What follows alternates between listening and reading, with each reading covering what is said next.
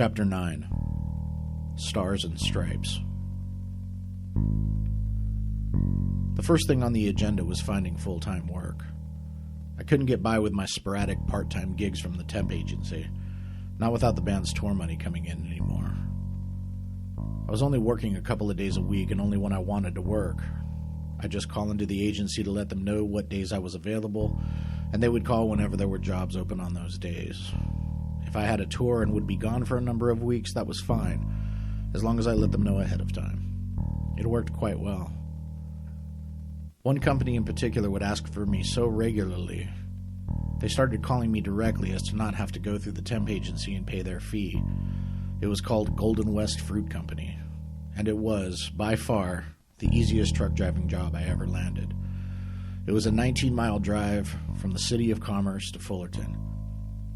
I had to transport an already loaded trailer filled with giant kegs, 8 feet tall, full to the brim with fruit filling, the kind you find in pies, to a frozen storage facility where a forklift operator loaded them into deep freeze.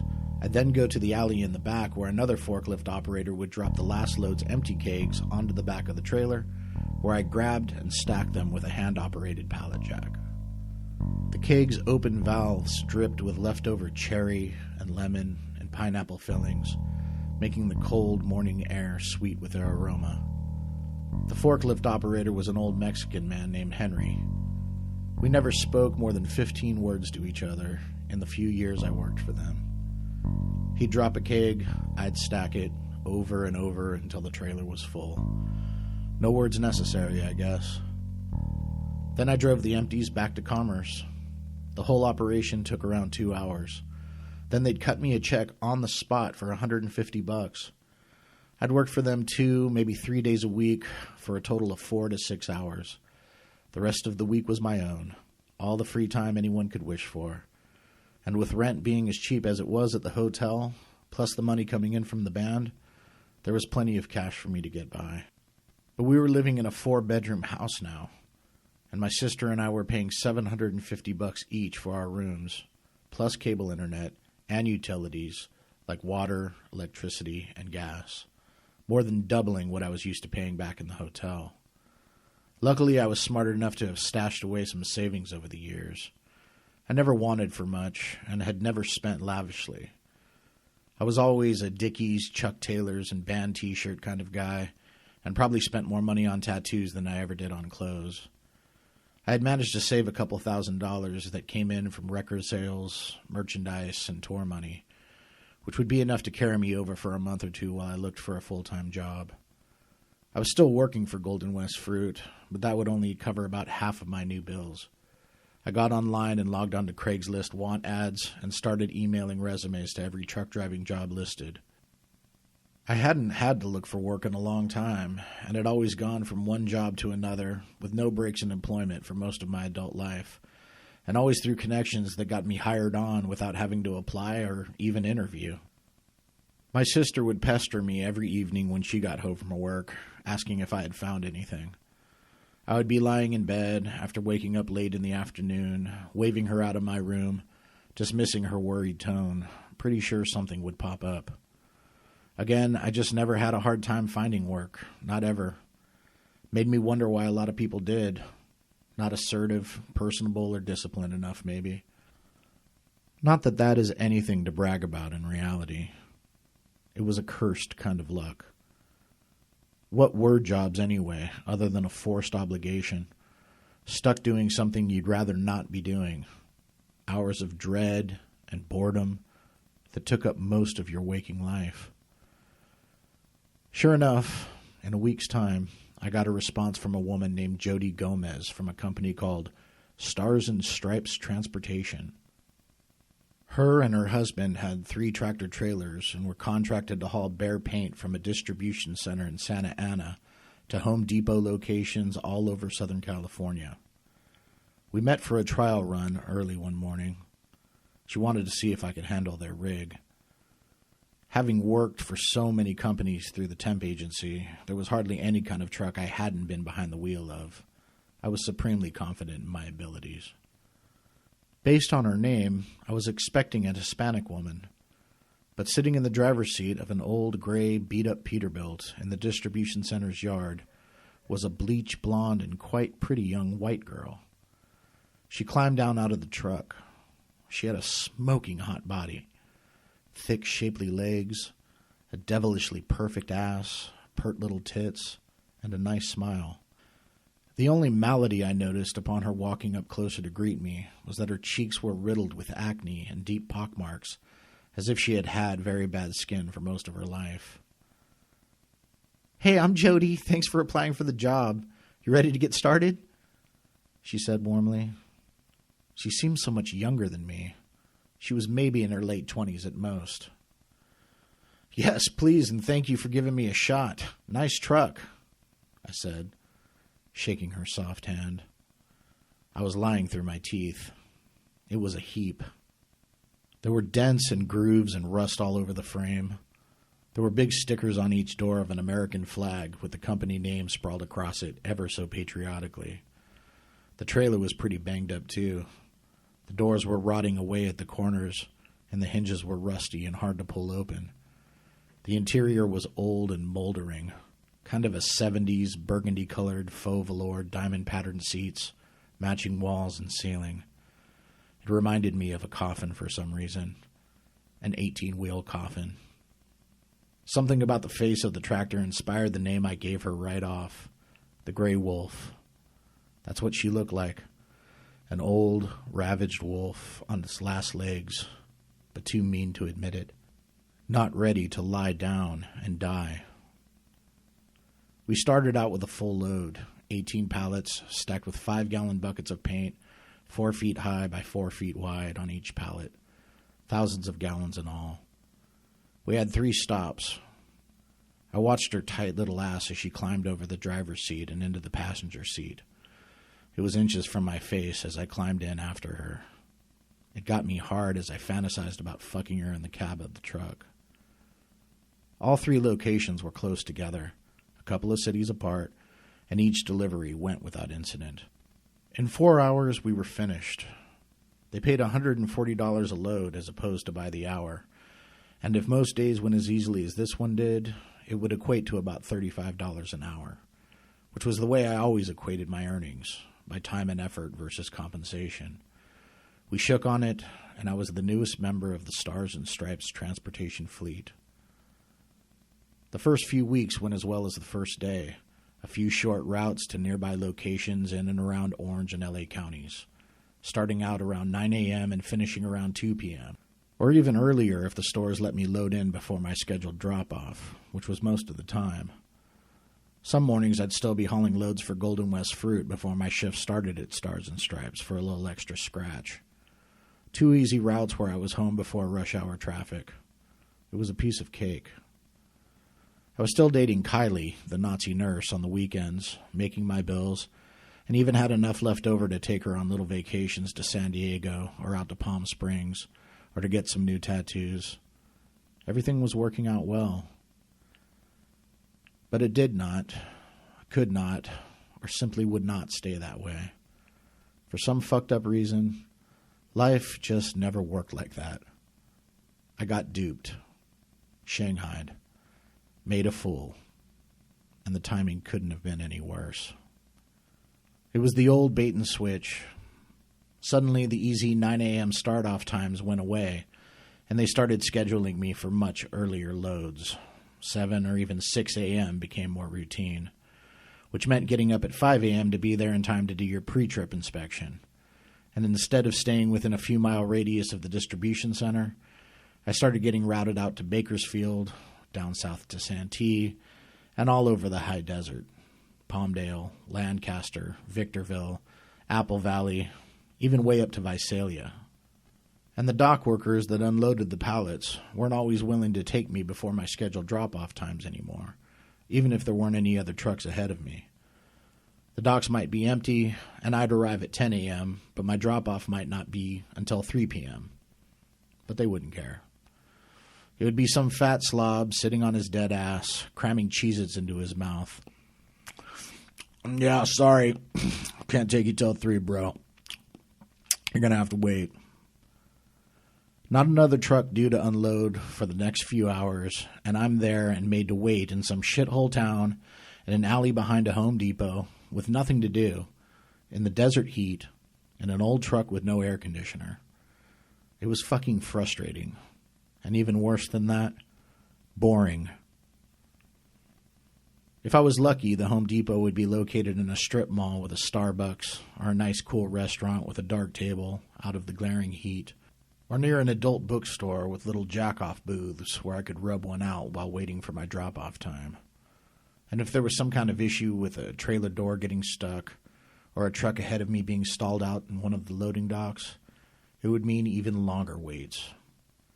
My easy little 4-hour days were now routinely 14 or 15 hours.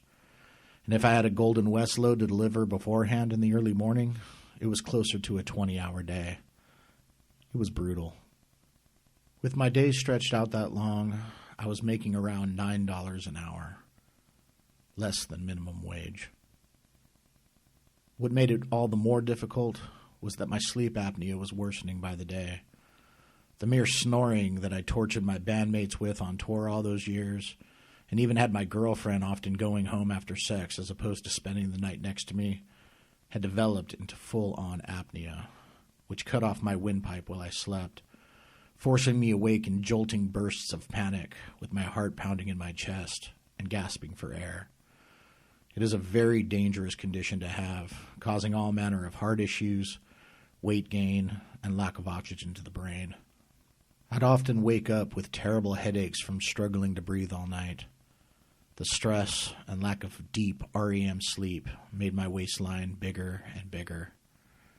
Cortisol, a stress hormone, is released into the blood when the body is under stress, causing it to hold on to fat. My face was getting fatter, my arms and legs, and my gut became so big I couldn't even see my cock anymore. I wanted desperately to get it taken care of, but I didn't have health insurance, and neither of the companies I worked for offered any. A sleep test was around $800 at the time, and that was just so they could tell you what was already obvious. Then after that, you were looking at a cool $1,500 for a CPAP machine. Money I simply did not have. I combat my exhaustion with coffee, espresso, energy drinks like Red Bull and Monster, and Diet Code Red Mountain Dew on hot days, thinking at the time that drinking diet soda was perfectly fine. But it packs weight on you just as much as a regular soft drink with sugar. I'd sometimes polish off a 6-pack a day. Nothing worked for long, though, and I often found myself drifting off at the wheel, unable to keep my eyes open, and waking only when I felt myself swerving out of my lane slightly. I'd slap myself in the face furiously, rolling down the windows and cranking the radio to glaring volumes. It barely helped at all. I'd pull over when I could to take a quick nap, which was very hard and painfully uncomfortable, being that the truck was a day cab with no sleeper. I'd just resort to propping myself up against the padded wall of the cab and close my eyes, jerking and twitching as I fell asleep, my tiredness fighting against the massive doses of caffeine I had imbibed all morning. Making matters worse, things in general more uncertain, earth-shattering, and making our past seemingly more distant, more lost to us. Our grandmother, Juanita, passed away. It wasn't tragic the way someone, like our father, for instance, who had died at 48 from a brain tumor, or the way Violet's husband died in a motorcycle accident in his early 30s. She was old, after all, and had been ailing for a couple of years. She had planned well for her old age. She worked in the Cal State Fullerton Library for 3 decades, raised her 4 children on her own, not to mention my sister and I when my mother brought us home to her when we had nowhere else to go. She was able to save and had a good pension plan, managed her money well, making safe investments, and sold our house finally when I was 18 and moved out to Lake Elsinore to a little mobile home retirement community called The Farm. There were orange groves, a little pond with ducks, a community swimming pool and jacuzzi, and hiking trails. She had a double wide on a nice street with plum trees in the backyard and, of course, her beloved rose bushes. My aunt and uncles took her traveling to Hawaii and all over Europe, and even to her father's homeland in Cork, Ireland, where she fulfilled her lifelong dream of kissing the Blarney Stone, hiking her old bones to the top of Blarney Castle, laying on her back upside down and hanging her head over a ledge, planting her lips on the cold limestone, believing it bestows the kisser with the gift of gab and skill at flattery. She deserved to see the world and to experience all the good things in it. She was a saint and sacrificed so much for all of us. Without her taking my mother and us kids when we needed her to, we would have been subjected to living in crummy apartment buildings with lots of shitty kids around from other broken homes and the kind of low-rent scumbags that chase after vulnerable single mothers to take advantage of their money, minds, hearts, and bodies. The kind of men capable of anything, prone to drinking, drugging, abusing, molesting, physical, even fatal violence. My grandmother was the rock that kept us safe, level-headed when my father would be stalking and harassing my mother, keeping her calm and giving her sage advice, assuring her that she needn't worry when she was between jobs and out of money, taking in my uncles too when they were struggling. She'd walk home from work with books in hand that she checked out for us kids to read before bed, cooking dinner and making popcorn for us to snack on, all of us on the couch under a big blanket in front of the TV. She was home. Our home. My mother called to let us know that the time was near and asked us to speak to her one last time. She put my grandmother on the phone.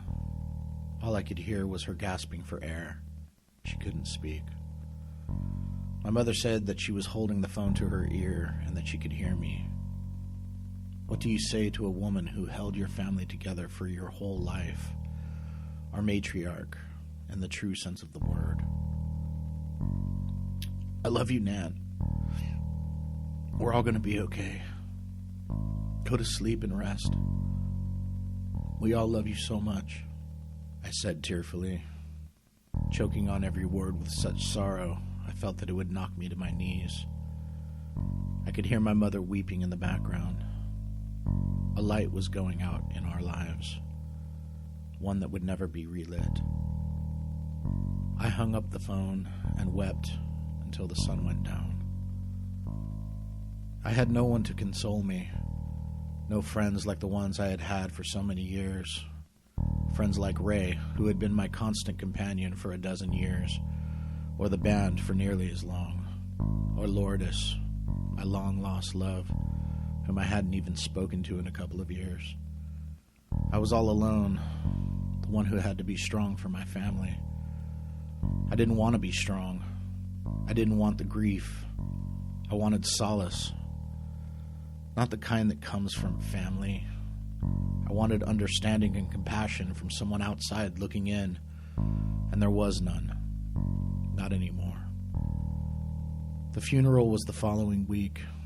It was held at a little Catholic church in Lake Elsinore, old as the hills, painted white, sitting next to the lake.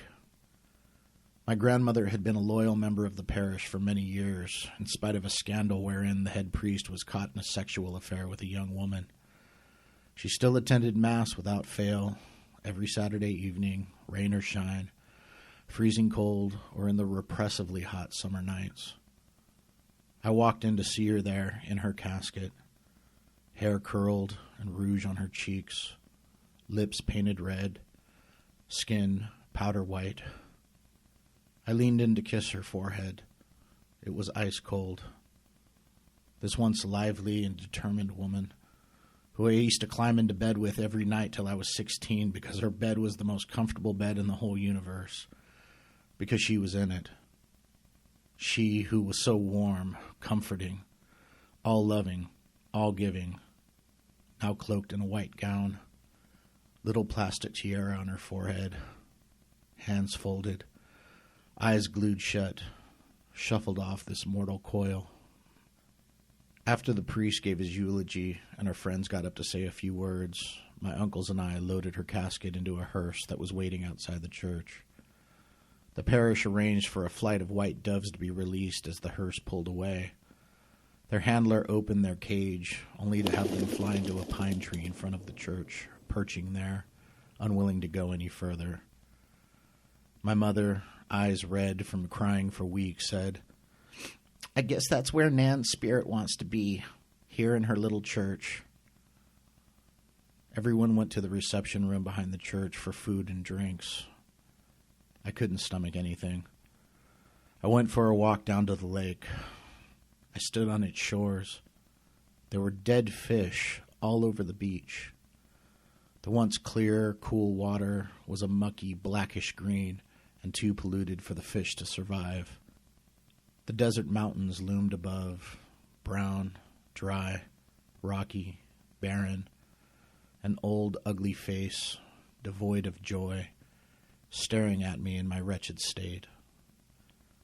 I thought of the look of disgust my grandmother would let slip whenever I visited her in recent years. She would forget herself sometimes and couldn't hide it. She wanted me to go into acting so badly, remembering my once blonde curly hair, slim figure, handsome face, and blue eyes. She just couldn't fathom how I could walk away from all that, my prospects, my schooling, letting myself go, my body turning to mush, desecrating my flesh with tattoos. It broke her heart, I think. As much as she loved me, I think I was a bitter disappointment to her, as I was to the rest of my family, who I had for the most part become estranged from. They, too, thought little more of me than a freak and utter embarrassment, in spite of my many creative accomplishments. I stood on the shore of that black lake, the fish on the beach rotting in the sun, the hills mocking my pain, and felt more anguish, more exhaustion, more isolation than I had ever felt. Things at home weren't going very well either. Ronnie's sister Connie seemed a bit off. She'd leave her kids at home and would run around with guys she met at the bar where she worked, coming in at all hours, high on one thing or another. Ronnie's mom caught wind of it and would take the kids out to Corona with her against Connie's wishes. It would cause arguments, and Connie would take off with whatever guy she was with at the moment, for weeks on end sometimes. Their mom ended up renting out the other rooms to perfect strangers to compensate for Connie's refusing to pay for the months that she wasn't staying in the house. I came out of my room one morning to see two illegal migrant worker types sleeping on the floor in the kids' room across the hall from mine. We didn't know who the hell they were or what they were capable of. They were dirty and disheveled, snoring away and reeking of booze. The neighborhood, while much quieter than it was when we were growing up in the very heated gang wars during the 80s and 90s, was still, potentially, very dangerous. There had been a lot of methamphetamine flooding into Orange County for the past 30 years, and people who made use of it in their day-to-day lives for years on end had a tendency to become quick-tempered, violent, and completely unpredictable. Add guns to that equation, which were abundant and toted about by people all around us, and you had a recipe for disaster. Things could pop off at the drop of a hat, and my sister and I started having serious reservations about living in the heart of it all. My niece's safety and future were of the utmost importance, even if that meant having to spend a lot more money on our own place. My sister started looking around and found an apartment building further west, a few miles outside the borders of Tokerstown. It had a shopping mall across the street, pool and jacuzzi, a gym, and private parking. It was a 2-bedroom, and they allowed pets. I think there were some hurt feelings when we moved out of the Galindo's house. I felt like they figured we thought we were too good to live there anymore. The truth was, we were running from our former selves as much as we were running away from the neighborhood. It wasn't a slight against them as people as much as it was a realization of where that kind of lifestyle can lead, one that we had a complete and total understanding of, that gave us no other way.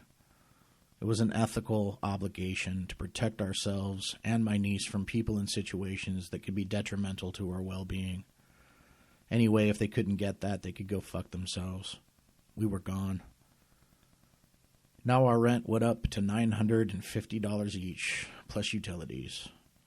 I had thought of quitting one of my 2 jobs at least, Golden West Fruit in particular, but that was out of the question now. I needed both jobs to survive at this point. It was getting rougher too, not getting finished with my day until midnight most of the time, sleeping restlessly for a few hours and getting up at the crack of dawn for more. There seemed to be no end in sight. Then, a slight respite. Our grandmother very wisely had saved for years and generously left all her children and grandchildren an inheritance of around $10,000 each. It was a godsend. We used some of the money to get nice new furniture and appliances, of which we had none, and had a little padding in our bank accounts for emergencies. We settled into our new apartment. While the management was trying to pass the place off as a new, contemporary, hip complex, the units were kind of run down and occupied by a lot of riffraff.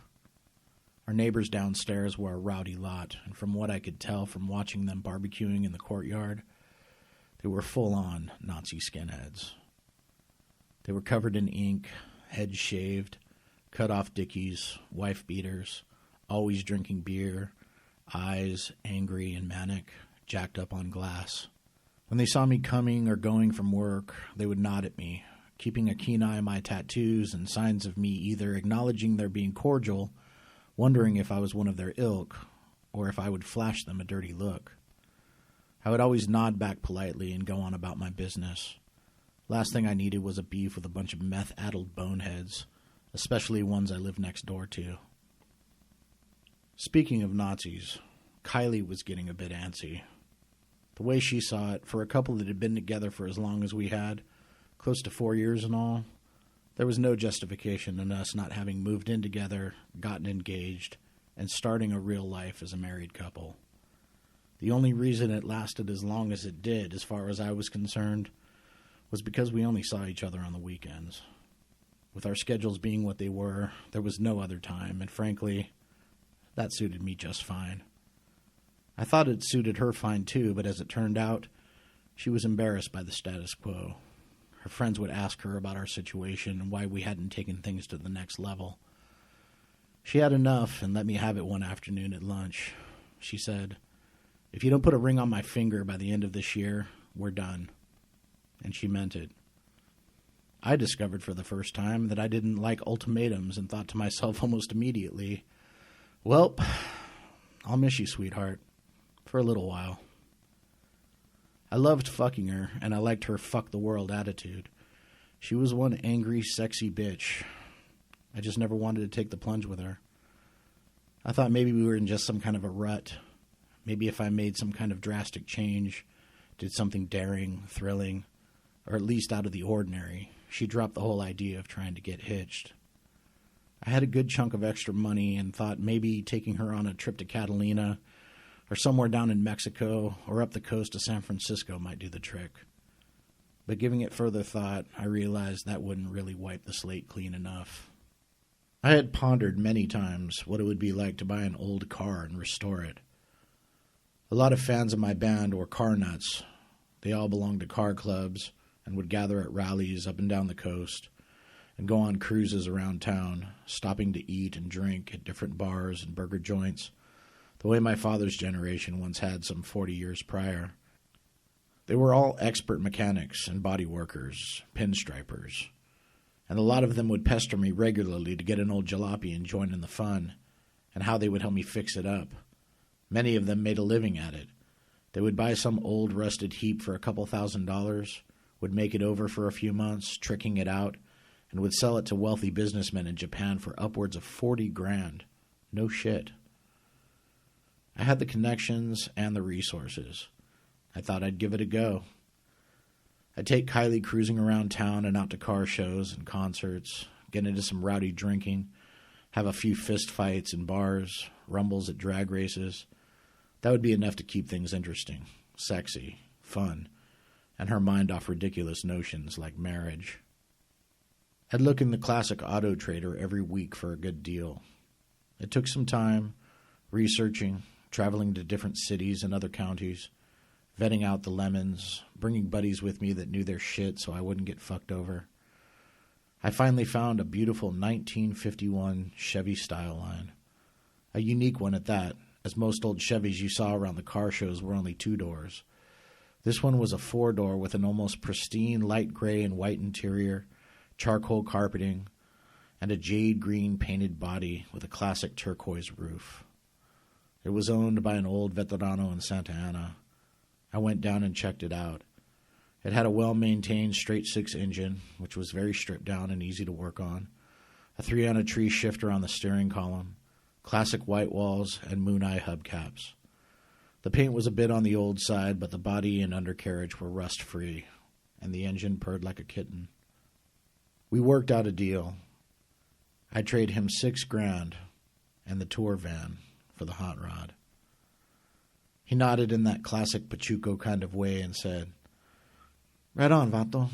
Orale, it's a deal."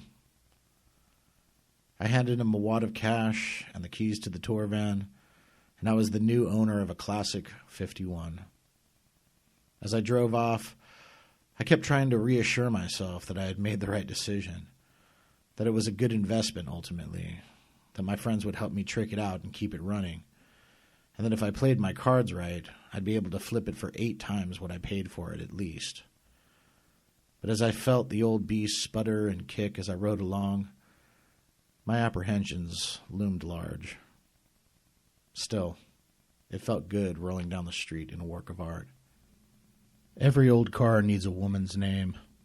I decided that because she was a lovely jade green, and because I had bought her with the money that my Irish grandmother had left me, that I would name the car after her, Juanita.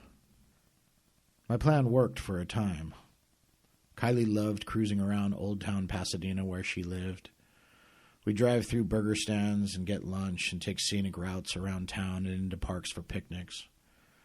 We got a lot of attention from passers-by and other classic car enthusiasts around town, which were always inquiring about the year, the engine, the transmission, and such. We made the rounds to all the punk and rockabilly shows, going on rallies up to Santa Barbara and out to Las Vegas.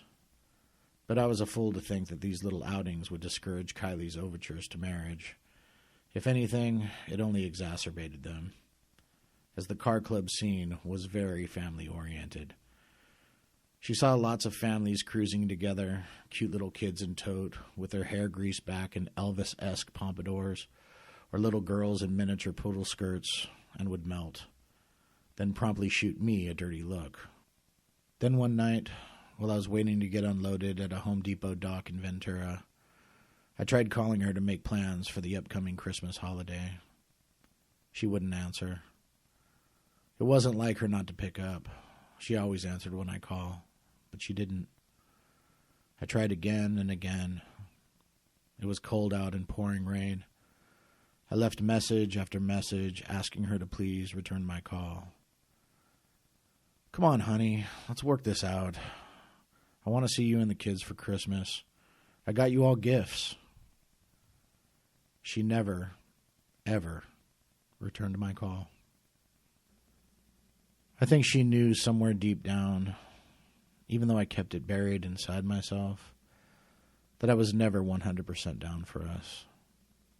Even more than her racist banter, which I could never get behind, and never fully believe she was completely sincere about.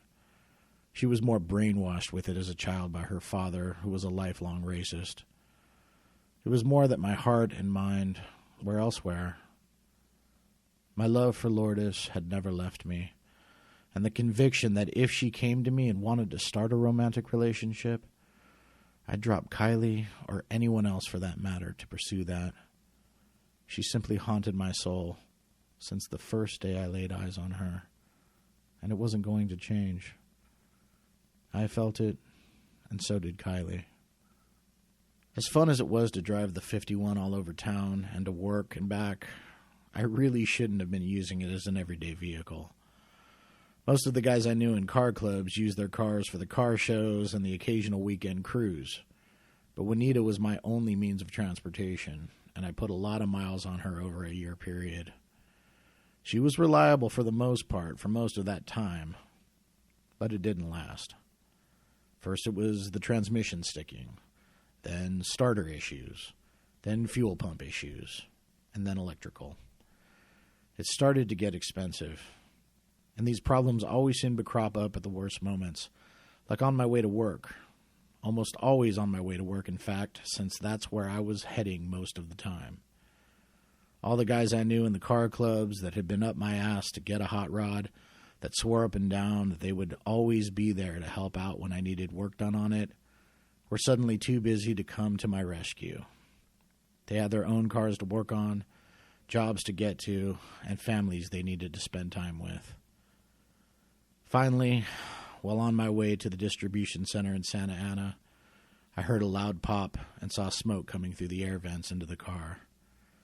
I pulled over and lifted the hood, looked down, and saw oil pouring, not dripping, mind you, pouring from the bottom of the engine block. I had thrown a rod. The engine casing was cracked. A death knell. The only thing you could do was rebuild or replace the engine altogether. A very expensive procedure. I had it towed back to our apartment complex and took a taxi to and from work, all of which cost me a few $100s. After all was said and done, I only had about $3,000 of the $10,000 that my grandmother had left me. Even if I wanted to spend that on a new engine, there was no telling what else would go wrong. The engine I might find for it could be defective in some way. The transmission could take a shit, which was also extremely costly to work on, especially because you had to find specialists to do the work, as a lot of mechanics didn't know about old cars so much. I didn't even have a garage of my own to work on the small things I knew how to work on, just the carport at the apartment. And the management didn't like people working on their cars there. It was time to do the sensible thing and get a reliable car with what money I had left. The only new car I liked was the Scion XB. I went to a Toyota dealership near our place and cut a deal. A shit deal though it might have been, on a dark blue 2005 model with just over 20,000 miles on it. Nothing for a Toyota.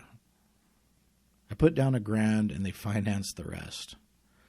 My credit was pretty much in the shitter at that time, and the only way they'd sell me the damn thing was if I agreed to pay $405 a month, not to mention having to purchase full coverage on it until it was paid off. I didn't have a choice. Why spend money with some shyster through Auto Trader who might sell me a lemon? Might as well get something I knew would get me where I needed to be when I needed to be there. The deal was done. As if things weren't tight enough financially, I now had an extra $600 I had to come up with every month.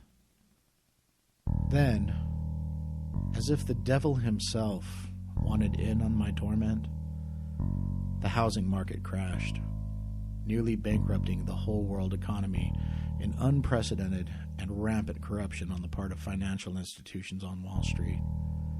People started losing their homes and jobs at an alarming rate. Any hopes I had of walking away from my jobs and going back to my little hotel room at the American, getting the band back together and getting high like I was all those years, were gone. Friends all around started getting laid off, and finding new work became impossible. My sister and niece needed me more than ever. We needed to stick together and wait out this crisis. What the fuck else could we possibly do? We were lucky to still have jobs and a roof over our heads. Nope. I was stuck. We all were.